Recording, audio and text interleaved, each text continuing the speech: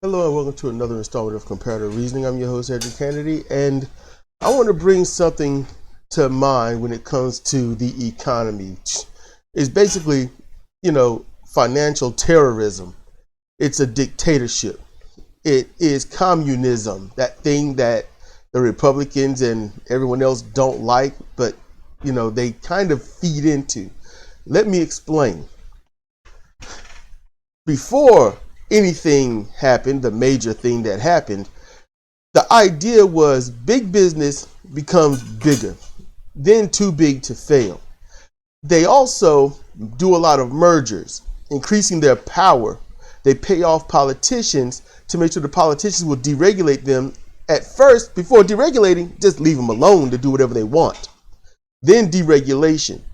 And then we can control through media, which used to have multitudes of branches, are now down to 3 owners. So you are fed what they want you to be fed, and you'll believe what they tell you to believe because you don't really have a choice. You don't know anything else. You don't see anything else. You only see what's placed in front of you, and that's talking about paid media. Your MSNBCs, your Fox Newses, and anything that's ran by Sinclair and stuff like that. That's what you got. So whatever politicians they put in front of you to hate or to like, depending upon your tribe, you will hate or dislike. It does not matter if it's a Democrat and you are a Democrat and the Republicans are hating on that Democrat. Even if they're telling the truth, you're going to say, I'm going to vote for that Democrat because damn a Republican. And vice versa for Republicans that hear about Democrats. And Democrats that tell about Republicans, and both that talk about talk against a third party. And if you are for a third party, there is no the third party, a third party. There's plenty of them that they just will be against it. They have to. You have to stay corralled. You are, as I used to say a long time ago, and I'm bringing it back, you are political cattle. You are to be wrangled in one little farm into one fenced area, and you are to vote either one way or the other. But no matter which way you vote, nothing changes. Let me explain that. What happens is they make money, not the politicians, and I'm not going into them yet. The corporations make a whole lot of money, but in order to make more money, they have to do what? Cut corners. That saves them millions. And then they have to cut labor and give the better labor more duties to do. They have to do that. So they will fire about 10 or 20% of the workforce, and then the rest of you have to pick up more tasks. Then companies will send jobs overseas and or south of the border to Mexico, where through government actions, they are allowed to do this, where they can spend, instead of spending $5, $6, and $7 on you, they can spend $5, $6, $7 on roughly 7 to 12 people. Some cases, 15 or 20 people, depending upon where they go and the sweatshop labor that's there. So your wages have never gone up, but your duties have compiled, and their profits keep rising. And that's wash, rinse, repeat. The politicians, getting to them, they make their money from, your hard work as well. In tax money, tax revenue. Some of that has to go to infrastructure. Some of that has to go to, facilities and things like that help the public. But then when the politicians start talking about, entitlements and how people are getting this and that, and it's the teachers, and we got to cut teacher pay, and then you got infrastructure, we got to cut infrastructure pay and all that. Well, they pocket some of that. They get to pocket some of that extra stuff. So then you got the military industrial complex that gains your tax money as well. They make all these military and weapon grade things, and they, the war is good for business. You have to work Because back in the day in the wars, everybody had to work to supply, the war effort so that we could win and either help other countries or stop countries from jacking up the entire world and then get back to our life, hopefully a better life. We have seen this country go to various wars saying that it's time to end the wars and no exit strategy. Nobody leaves, nobody gets out. It is the Roach Motel of wars. Because people go in and they don't come out. And when George Bush told that woman, well, your son's going to die anyway. Yeah. And then to get you to support wars you don't like, you get presidents talking about how it's for the country. It's patriotism and such. So you work your ass off. You work your ass off to supply a country with money that it don't need.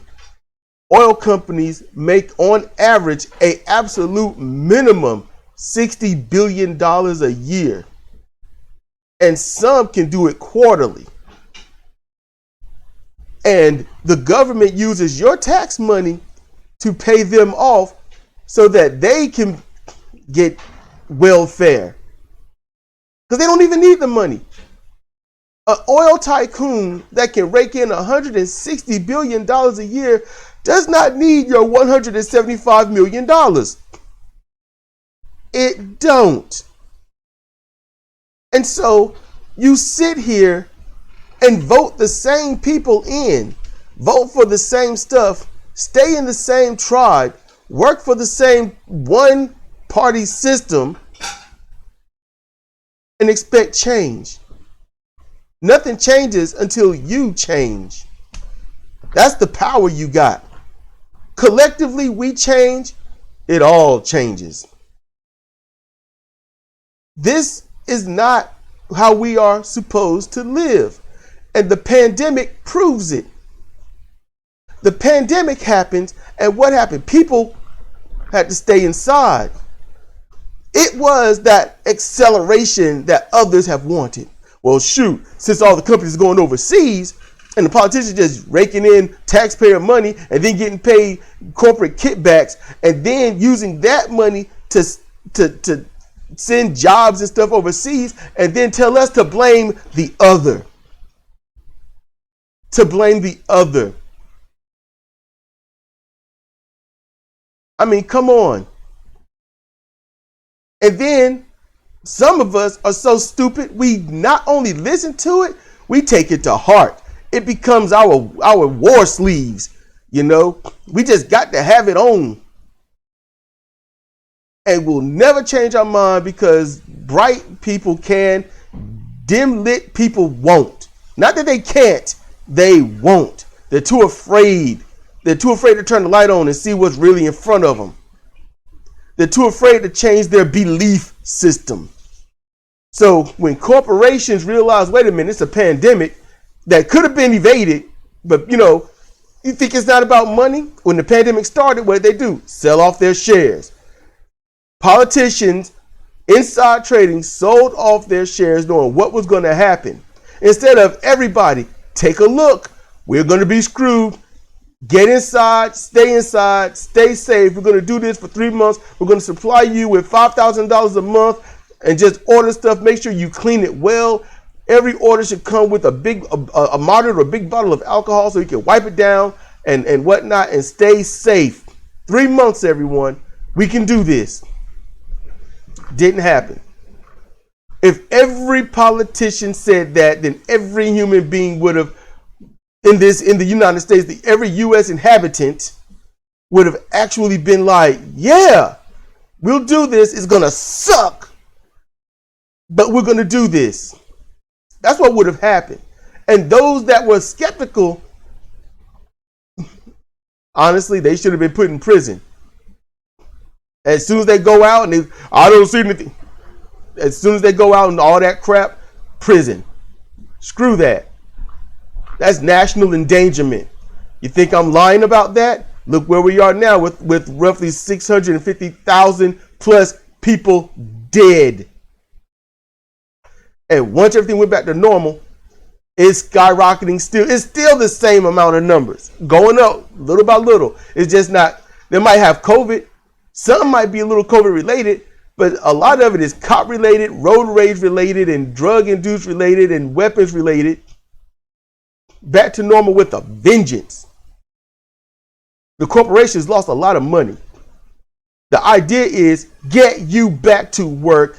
Damn the COVID, damn your lifestyle, and people have no money in general. They barely have money, so they go on unemployment where they get more money and they can order. They can live a little better. It's like, wow, I got this. They get a small tax break. They get a little stimulus here and there.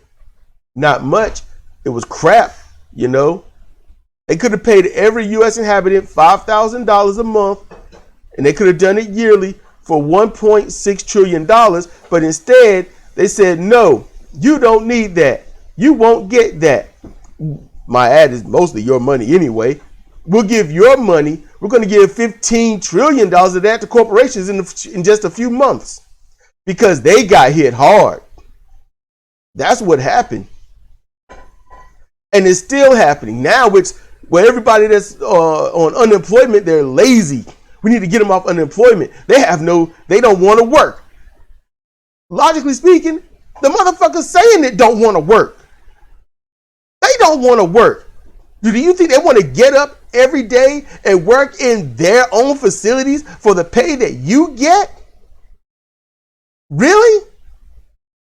See, when you have profit sharing and equal profit payouts and stuff like that, when everyone gets bonuses based on the work that they do and how much they all collectively help the company get, and the company spreads that wealth out, and the CEOs and whatnot get paid the exact same amount everyone else get, then you see some serious good economics within that company, from that company, because everyone's going to get paid more. Everyone's going to be able to use that buying power to stimulate the economy always, and that allows the CEOs and whatnot to have what? Empathy and sympathy for their employees. That's what that does. But instead, they're more interested in you getting back to work for them and making them money, and they can sit back on their asses, do nothing, and call you lazy because you want to get paid your worth in the company. But they say you're worth this little bit and we're not going to pay you more. So now all you got is the ability to be mad about it or say what? Yeah, these people are lazy. Tribalizing it even further. Everyone should be able to make it in the one life that they get. One life that they get. You were not, and I tell you this, you were not born to be somebody's bitch. Now, if you wanted to because that's just your kink, all right, that's fine and dandy. I support it. But your purpose in life is not to serve some billionaire's whims. Your purpose in life is not to be some tribalistic idiot for politicians that don't care about you. Your purpose in life is not to vote the same mindset type people in to an office that governs the land that doesn't care about the indigenous people of the land, let alone its other citizens. Your purpose in life is to live the best life you can. And I would say morally, to live it without hurting somebody else mentally, physically, or financially. The best that you can. To reproduce and have your children, make sure that they live the best life that they can by almost any means necessary that doesn't break the aforementioned stuff. That would be your life. To be happy, play games, write your books, make up games, do stuff, go out and play. You know, no matter what your age, live your life. But you're not living your life. You are supporting the lives of people that don't give a damn about you. And that's why when people take you to the streets, that's why when people don't want to go to work and say, we're going to stay home. And people that will actually band together, communities that will band together, make their own insurance, fill in the potholes the best that they can, Do the government's work and make sure the government can't pay anybody. Just shortchange everything by doing it yourself, if not the same or better. These are all solutions. These are things that are possible, tangible, things that you can do right now. Don't wait for your government to fill in a pothole. Get some rocks, some dirt and whatnot and fill it in yourself. Do it. You know, just do it collectively. It's all right. You know, if you got pride against something like that, that's a personal issue, because you shouldn't. You should have joy and pride in the fact that, yeah, my government ain't crap, but I am.